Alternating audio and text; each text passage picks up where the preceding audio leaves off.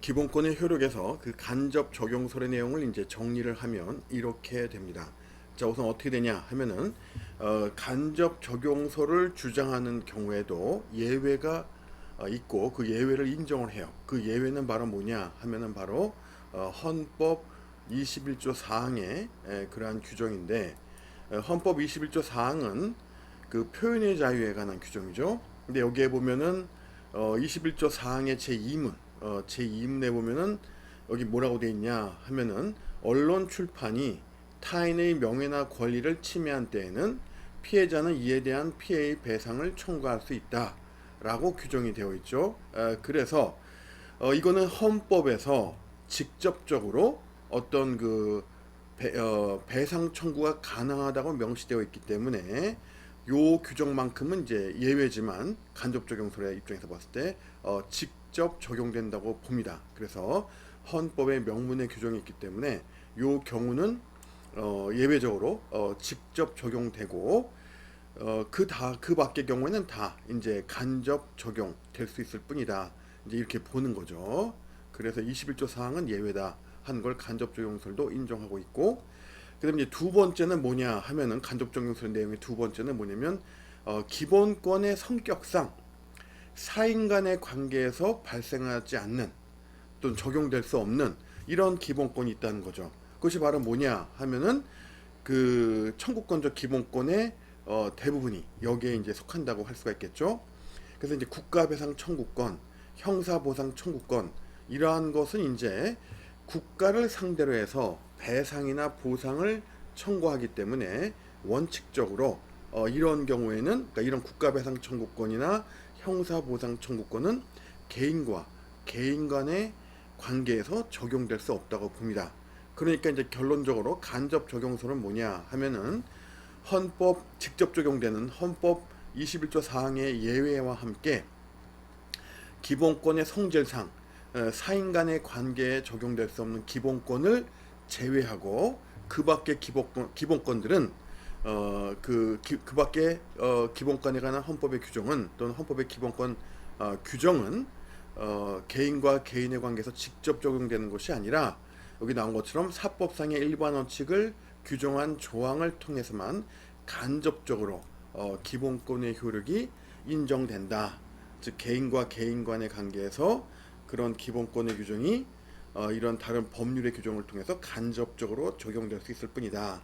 이렇게 우리가 본다는 겁니다. 간접 적용설에서. 그래서 우리가 이제 기본권의 효력을 대국가적 효력과 대사인적 효력으로 나누어서 당연히 뭐 기본권의 대국가적 효력은 인정이 되는데 나아가서 기본권의 대사인적 효력도 인정될 수 있느냐 하는 이 문제, 이게 사실은 기본권 효력의 핵심적인 그 쟁점이라고 그랬죠. 근데 거기에 대해서는 직접 적용설과 간접 적용설이 있는데 간접 적용설이 전통적인 다수설이고 간접 적용설의 정확한 의미가 무엇인지를 간단하게 우리가 정리를 해 본 겁니다.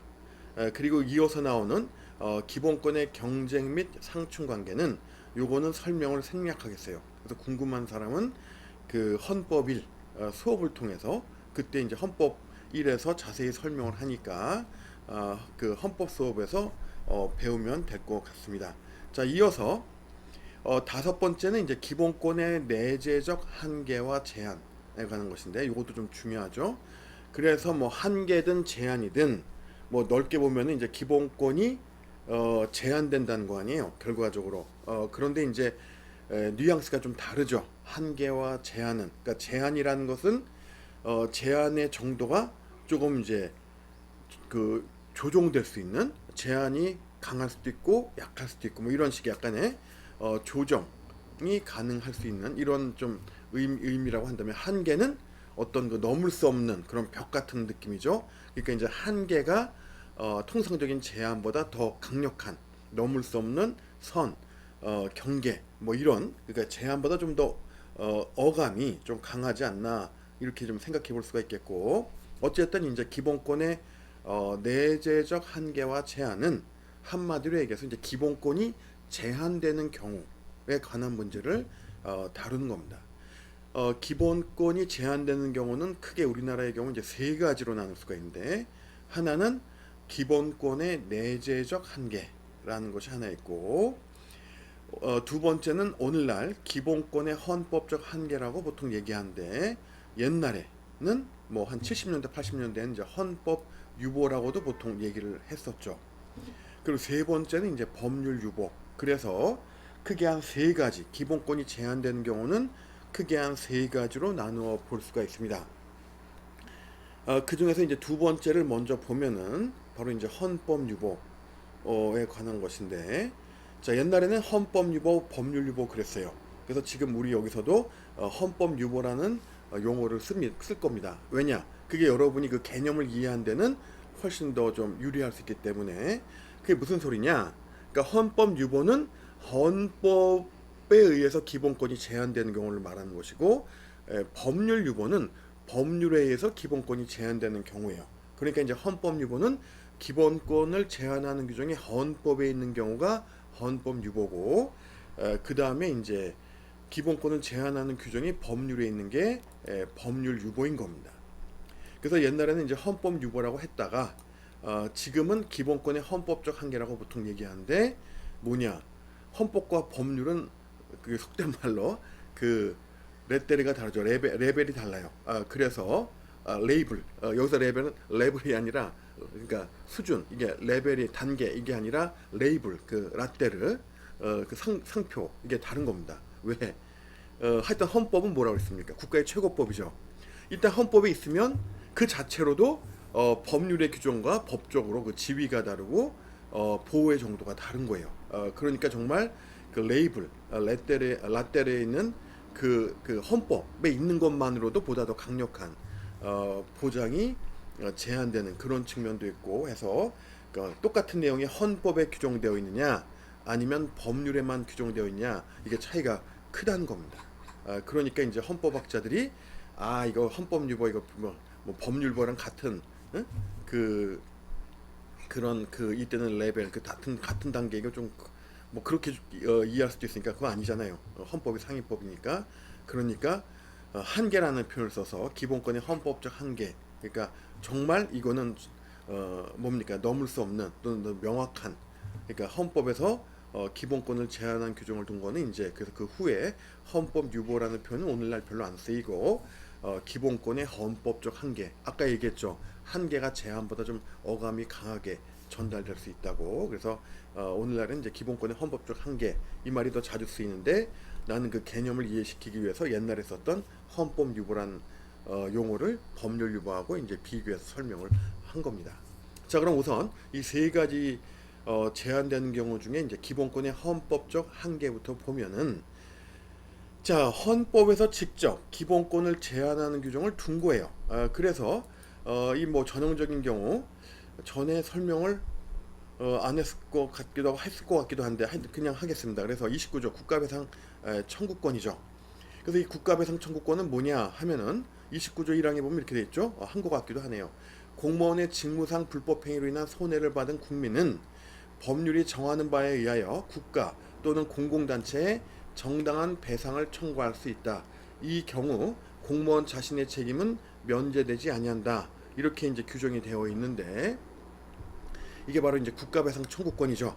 그러니까 이제 어떤 경우냐면은, 이제 군대에서 훈련하다가 그 포탄이 그 뭡니까, 그 어떤 그 착오로 잘못 쏴가지고 그 훈련소 옆에 있는 농가 축사에 떨어진 거예요.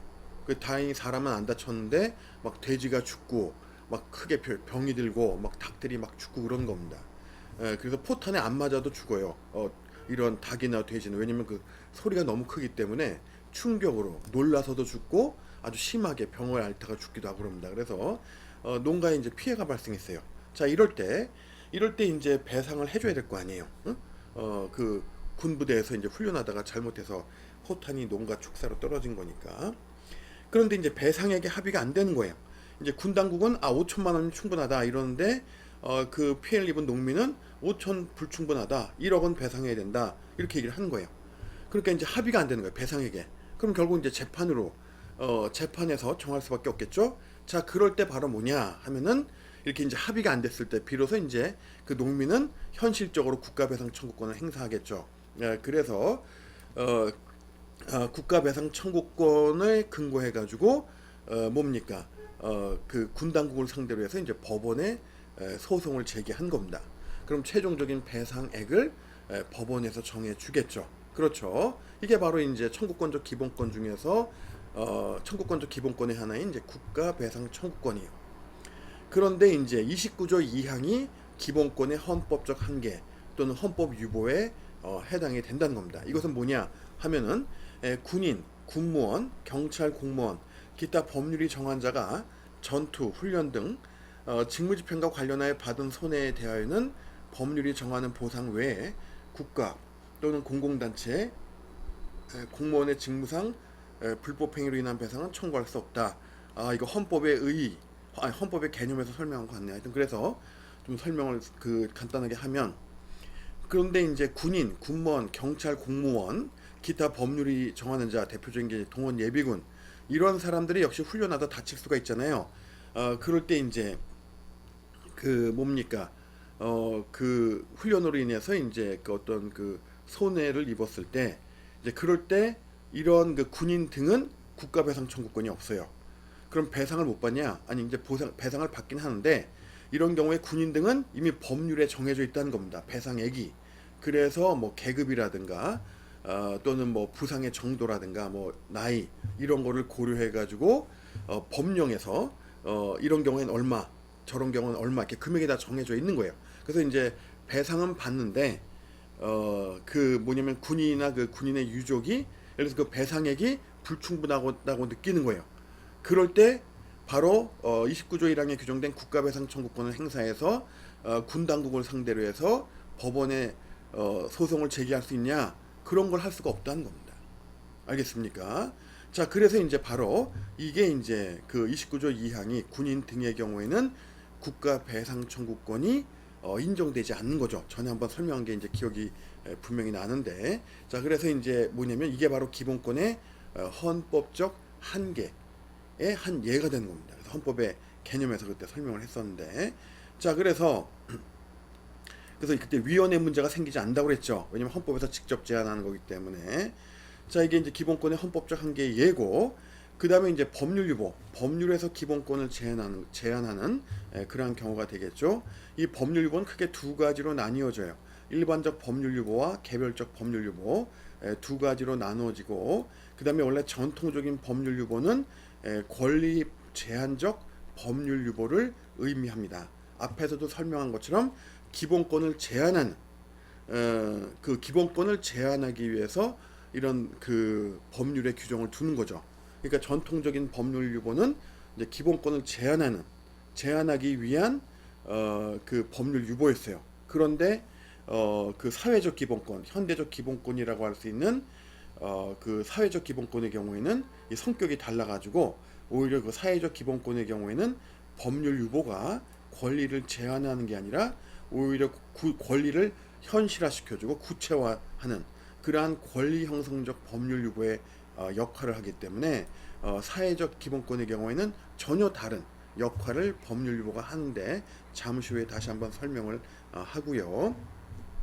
자, 일반적 법률 유보는 뭐냐 하면은 기본권의 어떤 기본권이냐에 관계없이 모든 기본권에 적용되는 법률 유보, 그러니까 모든 기본권에 적용되는 법률 유보가 일반적 법률 유보고, 개별적 법률 유보는 특정 기본권에 한해서만 법률 유보가 적용되는, 이게 이제 개별적 법률 유보인데, 그 우리 헌법의 개별적 법률 유보가 어떤 거냐? 학자마다 그 의견이 다양한데, 그런데 이제 대체로 12조 1항 같은 경우는 이론의 여지 없이 개별적 법률 유보에 해당된다고 보통 봅니다. 그래서 12조 1항이 뭐냐? 잠깐 보면은 그 12조에 이렇게 돼 있죠. 12조 1항에 보면 모든 국민은 신체의 자유를 가진다. 그리고 뭐라고 되어 있냐면 그 다음에 이문이죠.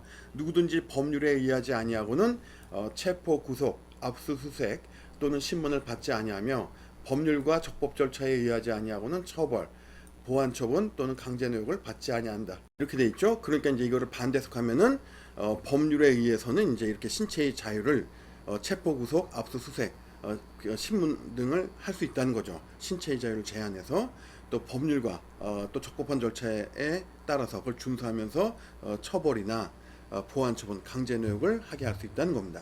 자, 그러니까 이제 이것은 뭐냐면 법률의 규정을 통해서 그 신체의 자유를 제한할 수 있다는 거죠. 바로 요거는 신체의 자유에 대해서만 적용되는 그러한 법률 유보란 말이에요. 그래서 이게 가장 대표적인 개별적 법률 유보의 하나다. 이렇게 우리가 보통 설명을 합니다. 자, 개별적 법률 유보의 뜻이 뭔지 알겠죠? 자, 이어지는 거는 이제 일반적 법률 유보. 이게 매우 중요해요. 헌법재판소가 위헌 결정을 내릴 때, 그러니까 하위법인 법률이 상위법인 헌법을 위반했다라고 결정을 내릴 때 주로 사용하는 게 바로 이 그 일반적 법률 유보에 해당되는 헌법 37조 2항입니다. 자, 그래서 자, 37조 2항은 뭐냐면 이런 얘기죠.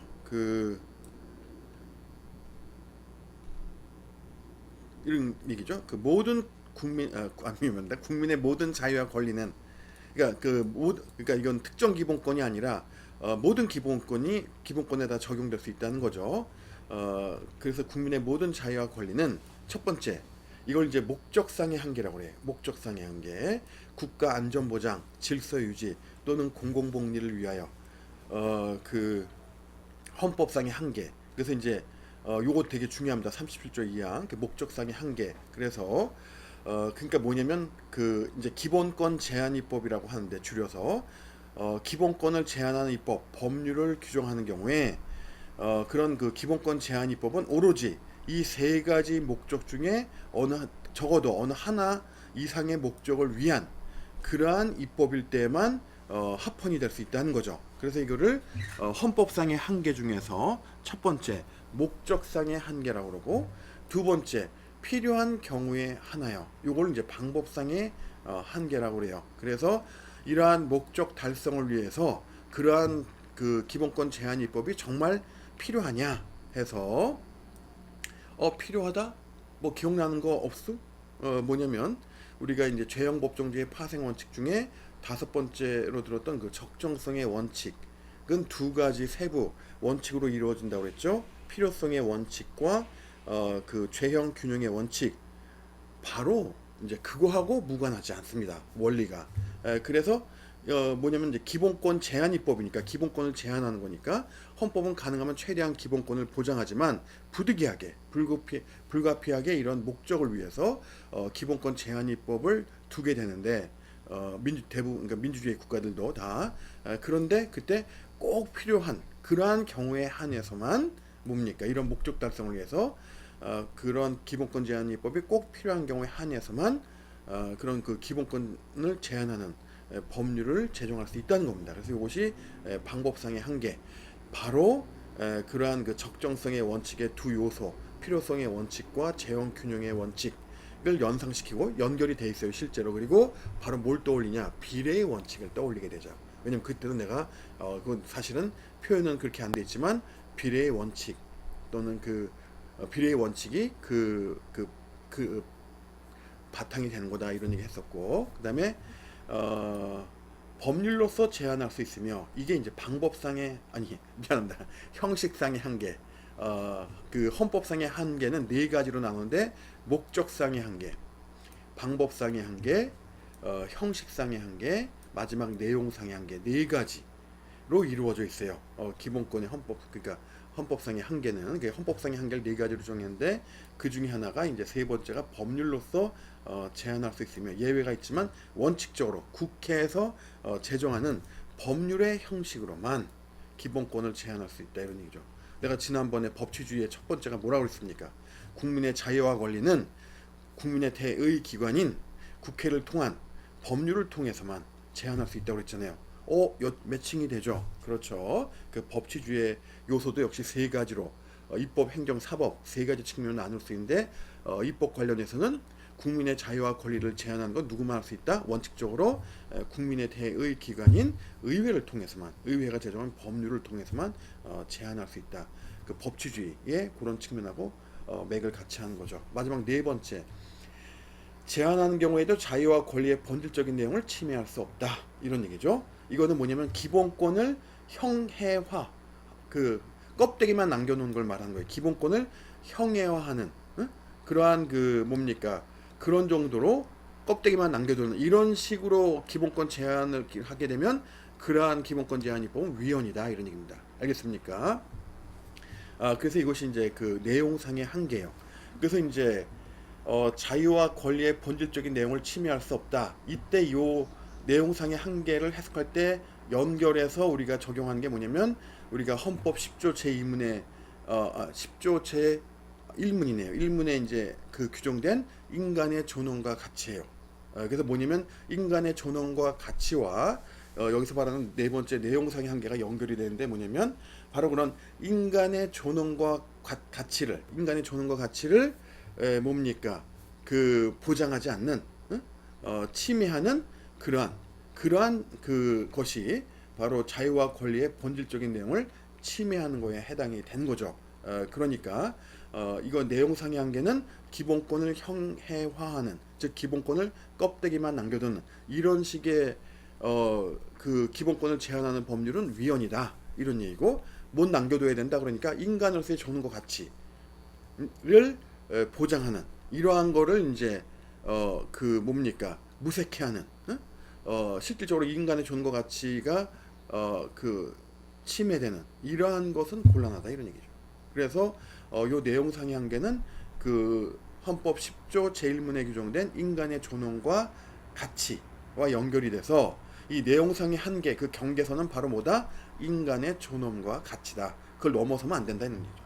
인간의 존엄과 가치를 뭡니까, 보장하지 않는, 그거를 이제 그 말 그대로 무의미하게 만드는, 그걸 훼손하는, 그러니까 그걸 껍데기를 형해화하는 이런 거 안 된다는 겁니다.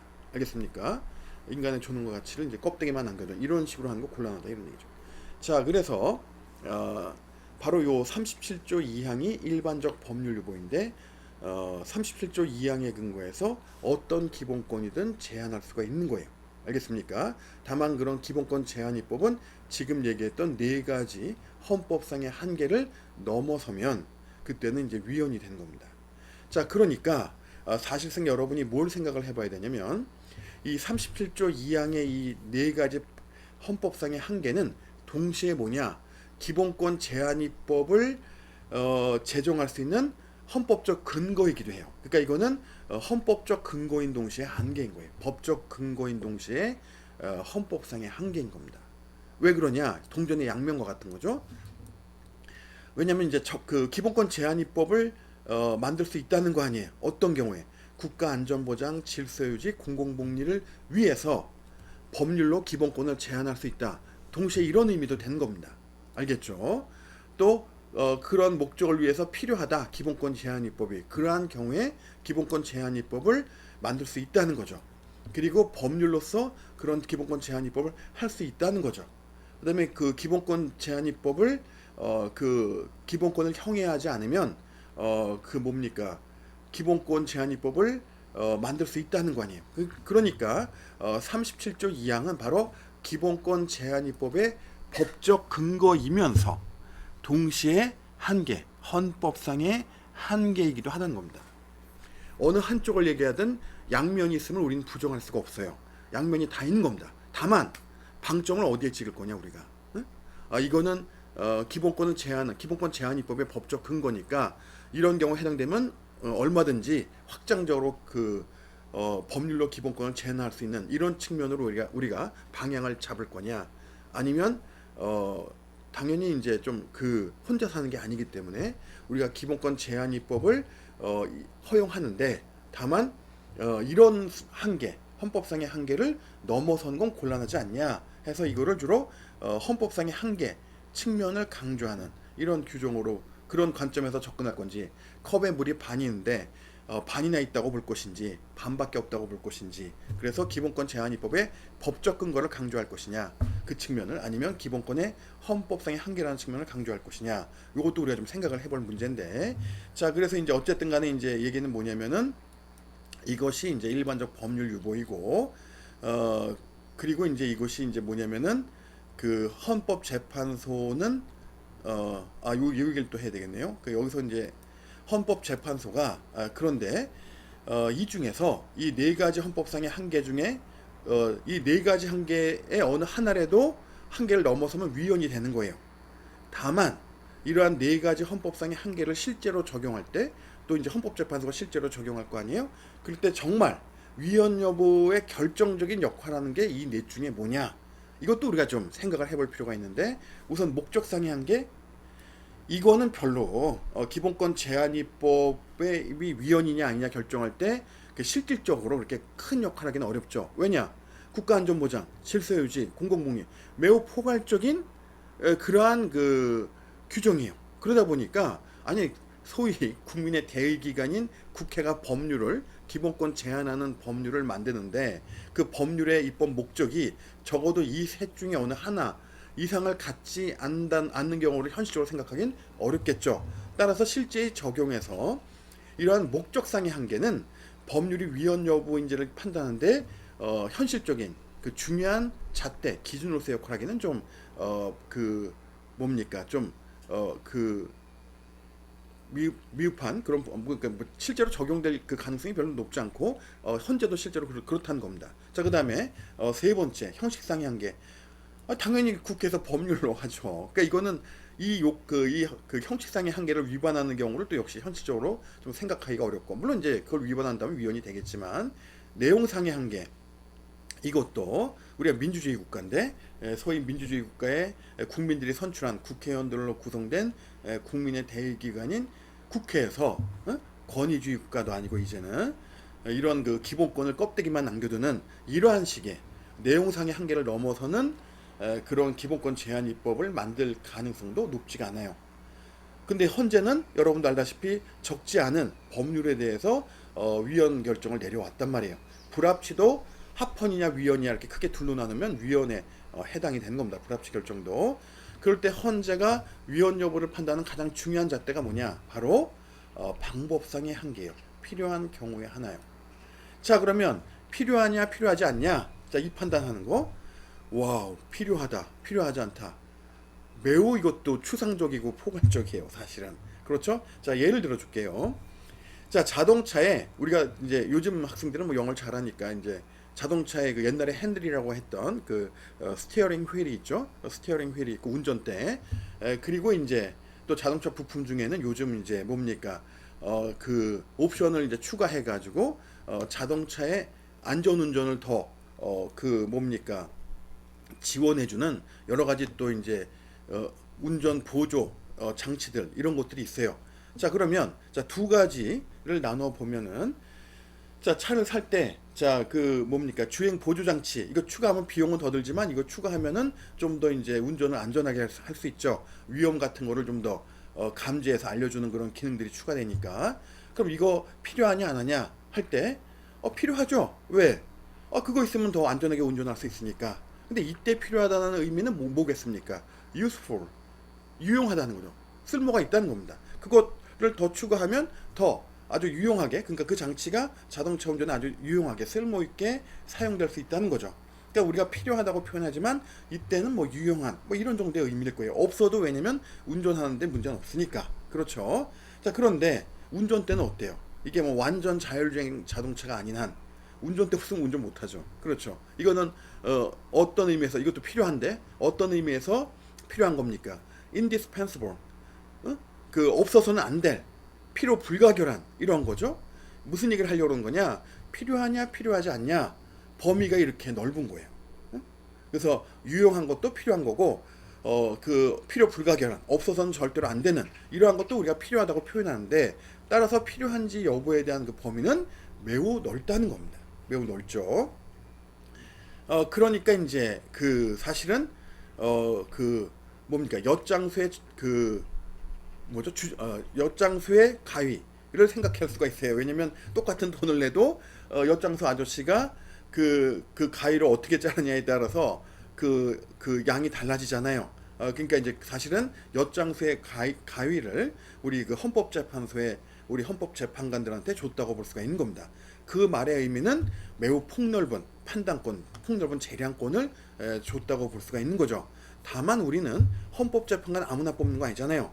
그런 그 법관의 경력을 가진 사람 중에서도 상당히 이제 평판이라든가 자질 능력 이런 거를 정말 보고 심사숙고해서 뽑는 거니까 이제 그렇게 제대로 뽑아서 대신 이제 그들에게 뽑은 재판관들에게는 이렇게 충분히 그 개별적 사건별로 제대로 판단할 수 있게끔 이렇게 이게 헌법으로 이렇게 그 언어로 이렇게 하기는 한계가 있으니까 그래서 이제 그런 엿장수의 가위를 이제 그 헌법재판관에게 주고 헌법재판관으로 하여금 국민들을 위해서 그 균형적인 보다 바람직한 게임 방향으로 이제 쓸 수 있게 이렇게 이제 우리가 맡기는 겁니다. 믿고 맡기는 거예요. 믿고 맡기는 거.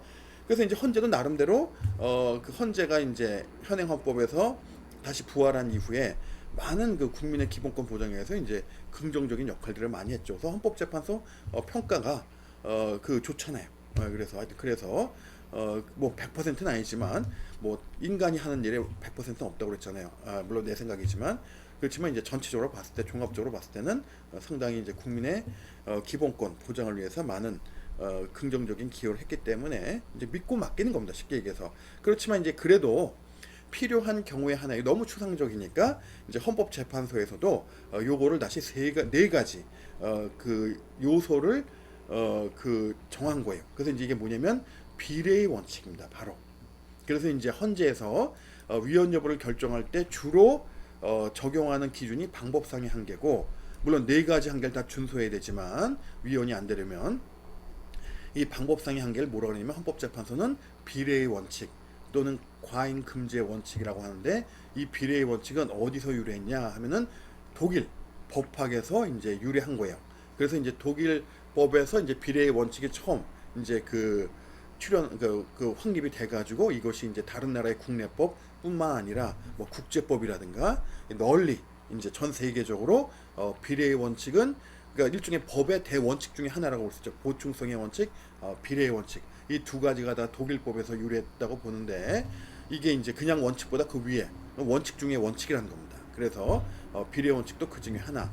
그래서 이제 비례의 원칙에서 그럼 필요한 경우 어떤 경우에 필요하냐 하면은 그 이제 비례의 원칙을 적용해서 이 필요한 경우를 해석하는데 첫 번째 목적의 정당성, 그다음에 두 번째 수단의 적절성, 세 번째 법익의 균형성, 네 번째 침해의 최소성 해서 이 그 방법상의 한계를 적용할 때 비례의 원칙을 적용하는데 비례의 원칙은 이렇게 네 가지 요소로 이루어졌다는 거죠.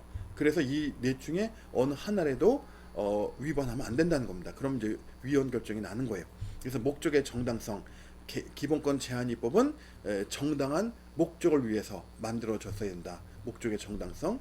그리고 그런 그 기본권 제한입법에 기본권을 제한하는 그러한 그 방법들이 적절한 수단이어야 된다는 거죠. 그래서 그런 정당한 목적을 이루기 위한 적절한 수단으로 우리가 볼 수 있느냐 그 기본권 제한입법을. 그다음에 법익의 균형성.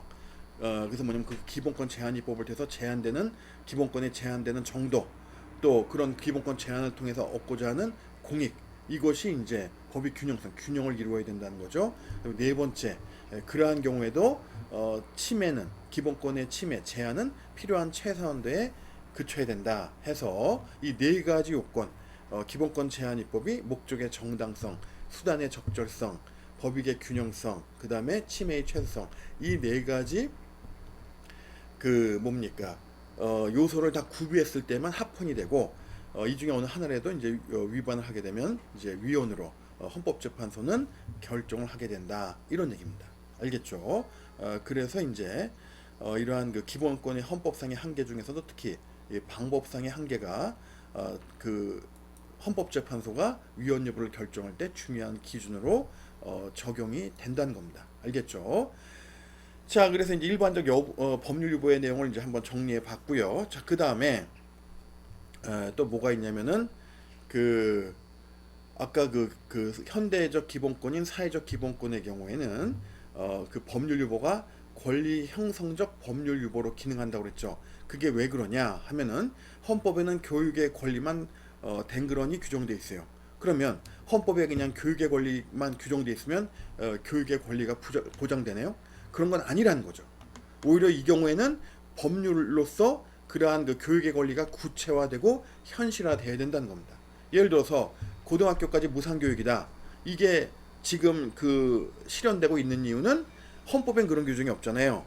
헌법에 그런 교육의 권리를 토대로 해서 법률에서 그런 고등학교까지 무상교육을 규정을 했으니까 이게 보장이 되는 거지. 만약에 법률에 그러한 규정이 없으면은 사실상 헌법에만 있는 것 같고는 실제로 그런 사회적 기본권이 뭐 구체적인 내용이 아직 헌법에서 마련된 게 아니니까 뭐 어떻게 보장돼야 되는지 얘기하기 어렵잖아요. 그러니까 이제 그 헌법에만 규정이 되어 있을 때에는 아직 그 사회적 기본권이 현실에서 그 구체적으로 보장되기는 어렵다는 거죠. 헌법에 그냥 규정된 그 단계에서는 그걸 구체적으로 법률로 만들어야 된다는 거죠. 따라서 사회적 기본권의 경우에는 이러한 그 법률 유보가 사회적 기본권을 제한하는 권리 제한적 법률 유보가 아니라 권리 형성적 법률 유보로서 기능한다.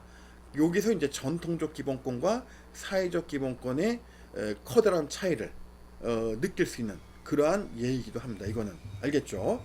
자, 이렇게 해서 우리가 이제 기본권의 헌법적 한계와 법률 유보를 봤는데 마지막으로 맨 처음에 있는 기본권의 내재적 한계는 뭐냐 하면은 이거는 이제 이런 거예요. 지난번에 얘기했죠. 자, 신체의 자유. 그럼 이제 우리는 뭐 자유롭게 다닐 수 있는데 예를 들어서 나는 신체의 자유가 있으니까 내가 뭐 팔을 마음대로 휘둘러서 뭐 상대를 가격을 해도 아무 문제가 없냐, 그건 아니라는 거죠. 지난번에 얘기한 것처럼 그 미국에서 내려오는 그 유명한 법원을 한 예를 들면은 내가 주먹을 자유롭게 휘두를 수 있는 자유는 어디서 끝나냐? 상대방의 코끝에서 끝나는 거예요. 코를 치는 순간, 상대방의 코를 치는 순간 그때는 법적 책임을 져야 되는, 민형사상의 법적 책임이 발생할 수 있는 그런 이제 행위를 저지르게 되는 거죠. 그러니까 기본권의 보장은 그 코끝에 닿기 전까지만 신체의 자유로서 보장이 된 겁니다. 그러니까 그 주먹을 마음대로 휘둘러서 상대 얼굴에 가격하는 이런 것까지 보장되는 건 아니에요. 그래서 기본권의 내재적 한계는 뭐냐? 내재적에 우리가 초점을 맞출 필요가 있겠죠. 그 얘기는 뭐냐면 헌법이나 법률에서 이렇게 기본권을 제한하는 규정을 두지 않더라도 기본권의 성격상 당연히 또 혼자 사는 게 아니니까 당연히 인정되는 한계가 있다는 겁니다. 그래서 내재적은 헌법이나 법률의 규정이 없이 그냥 당연히 기본권을 보장할 때 그 기본권 안에 내포되어 있는 그러한 당연히 인정되는 한계라는 거죠. 그걸 우리가 이제 기본권의 내재적 한계라고 그러는데, 그러면 이제 기본권의 내재적 한계에 어떤 게 있을 수 있냐 하면은 우리가 지난번에 그 헌법 24조에서 표현의 자유 21조에서 표현의 자유에 관한 규정을 봤는데 그때 이제 앞에서 봤죠. 그 뭡니까? 직접적 요거는 그 간접 적용소를 취하는 경우에도 21조 사항의 제2무는 이제 직접 적용되는 예외에 해당된다 이런 얘기를 했는데 그 앞에 있는 21조 사항이 그러한 예예요. 그래서 언론 출판은 타인의 명예나 권리 또는 공중 도덕이나 사회 윤리를 침해하여서는 아니 된다. 이 표현의 자유는 이걸 명문의 규정으로 두었으니까 표현의 자유의 경우에는 이 내용이 타인의 명예나 권리, 공중 도덕이나 사회 윤리 이러한 내용이 내재적 한계가 아니죠. 헌법이 명시됐으니까 오히려 이거는 기본권의 헌법적 한계에 해당이 될 거예요. 표현의 자유는. 그렇지만 21조 사항 제1문에 규정되어 있는 타인의 명예나 권리, 공중 도덕이나 사회 윤리는 다른 기본권의 경우에도 내재적 한계로 적용될 수가 있는 거죠. 그렇죠. 아무리 기본권을 보장하지만 기본권을 보장한다고 해서 그런 갑이 을의 명예나 권리 또는 공중 도덕이나 사회 윤리를 침해할 수 있는 그러한 권리까지 기본권으로 보장하는 건 아니니까. 그러니까 기본권의 내재적 한계에 속할 수 있는 내용들이 뭐가 있겠냐 하면 바로 한 예로서 21조 사항 1문에 얘기하는 타인의 명예나 권리 또는 공중도덕, 사회윤리 이런 것들이 이제 기본권의 내재적 한계라고 우리가 볼 수 있는 것이 아니겠냐 이런 얘기입니다. 그래서 이제 이러한 것들이 이제 기본적 한계의 이제 실질적인 구체적인 내용이 될 수가 있는 거죠.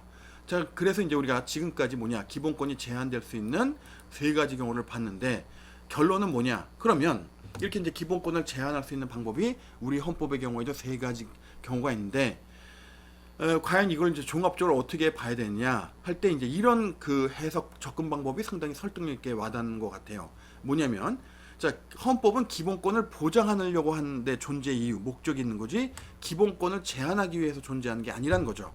불가피하게 제한하는 경우가 있긴 있지만 따라서 우리 헌법은 일반적 법률 유보에 관한 규정을 두고 있으니 굳이 2중 3중으로 개별적 법률 유보나 기본권의 내재적 한계를 폭넓게 인정할 필요가 있다? 없다. 없다고 보는 것이 적절하지 않겠냐. 오히려 기본권의 내재적 한계나 개별적 법률 유보는 매우 엄격하게 좁게 해석할 필요가 있지 않냐. 왜? 헌법은 기본권을 보장하기 위해서 존재하는 거지 기본권을 제한하기 위해서 존재하는 것이 아니기 때문에 뭐 부득이한 경우에 기본권을 제한할 수밖에 없지만 그런 경우에는 일반적 법률 유보 조항이 있으니 일반적 법률 유보 조항에 따라서 제한하면 되는 것이고 굳이 기본권의 내재적 한계나 개별적 법률 유보를 이렇게 폭넓게 확장적으로 적용하는 이거는 우리가 좀 피해야 되는 것이 아니냐 이런 관점에서 접근하는 것이 어떻겠냐 그렇게 본다면은 일반적 법률 유보의 그 네 가지 헌법상의 한계는 뭡니까 동시에 그 기본권 제한입법의 법적 근거이기도 하다고 그랬는데 결론적으로 봤을 때는 법적 근거라는 측면을 강조하기보다는 방점이 어디에 찍혀야 된다 헌법상의 한계라고 하는 그런 측면에 우리가 좀 더 그 주의하고 방점을 거기에 찍는 것이 적절하지 않겠냐 이런 생각을 해볼 수 있다는 겁니다. 자 그리고 이제 마지막으로 국민의 의무 가장 오래된 전통과 역사를 자랑하는 국민의 의무는 납세의 의무와 국방의 의무죠. 그래서 징병제인 국가의 경우에는 납세의 의무와 함께 이제 국방의 의무가 있고 우리나라처럼 그래서 납세의 의무와 국방의 의무 가장 오래된 국민의 의무이고 그다음에 한때는 이제 국민의 4대 의무라고 그랬는데 이어서 이제 교육의 의무와 근로의 의무가 인정이 되었고요. 그리고 이제 오늘날에는 국민의 의무를 이제 6대 의무 6가지로 더 늘렸어요. 그래서 헌법 31조 1항에 있는 환경 보존의 의무와 헌법 23조 2항에 있는 재산권의 공공복리행사 적합 의무까지 해가지고 오늘날에는 국민의 의무는 모두 한 6가지로 보통 얘기를 한다 이런 얘기입니다. 자 이로써 이제 우리가 제8장 기본권을 모두 마쳤고요. 그 이제 다음 이어서는 이제 우리가 제3장 통치 구조에 대해서 보도록 하겠습니다. 수고 많았습니다.